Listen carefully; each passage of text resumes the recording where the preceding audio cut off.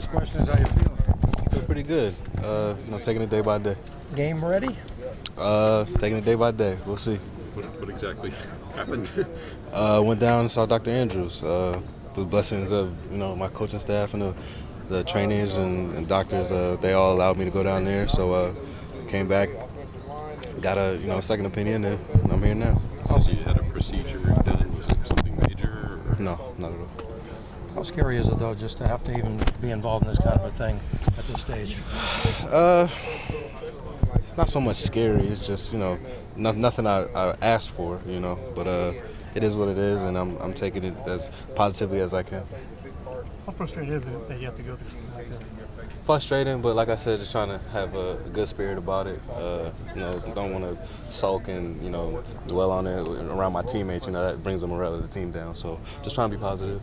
We hear all these things about Dr. Andrews. What was it like actually going down and seeing? Were you amazed by some of the things that he did? He just had a great bedside presence. An excellent doctor, obviously. You guys know that. And he's a very positive guy. There's no negativity coming out of his mouth or his vibe or anything like that. So it was great being down there. Was it a fairly recent decision for you to go down there, or did you know for a bit that this was coming for a while? Yeah, it was pretty recent. Had you felt over the last couple of weeks that things just weren't quite right? Yeah. Just I felt like I got my surgery back in March, and I just felt like needed a second opinion. It's always the last name you want to hear though in your life too. Though you maybe want to see him in a party. You don't want to have to hear Dr. Andrews. Right. Yeah. Absolutely. The thought of that, having to have to even just go to see him, knowing that you don't want it to be too serious.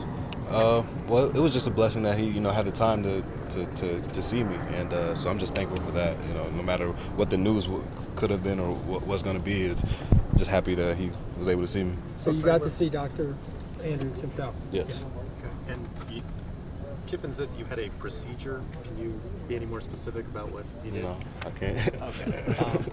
Is there a timetable for when you might be able to practice again? I'm doing everything I can to get back for this next game. Did Dr. Andrews talk to you about RG3? Give you any insight on that? No, he didn't. Thinking from a leadership standpoint, if you guys don't know who the quarterback is, how does that affect the guys on the field at all? It's hard to say because I'm not out there. Right, but it's hard to say. But obviously, we would like a decision made. But that doesn't mean we're not going to work our tails off and get things done. You're regarded as the leader, kind of that young running back group. You weren't able to play, but how proud of you were you of what you saw out there? Were you impressed by how the kids were playing? Absolutely. I was extremely proud. We almost had 200-yard rushes back there, and that's always a great thing.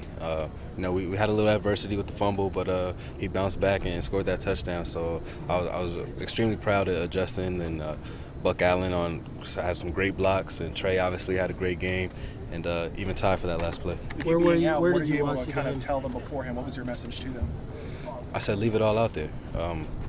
You don't get opportunities like this all the time. You play running back at USC, and that's a big deal. So leave it all out there. Where were you when you watched the game, Silas? I was down in Pensacola. You were down in Pensacola. Speaking of big deals, home openers are always a big deal. So how does that affect the mindset? I mean, you've been through this now you're the old veteran, right? Coming out of here. How does that affect the guys coming into the first home game?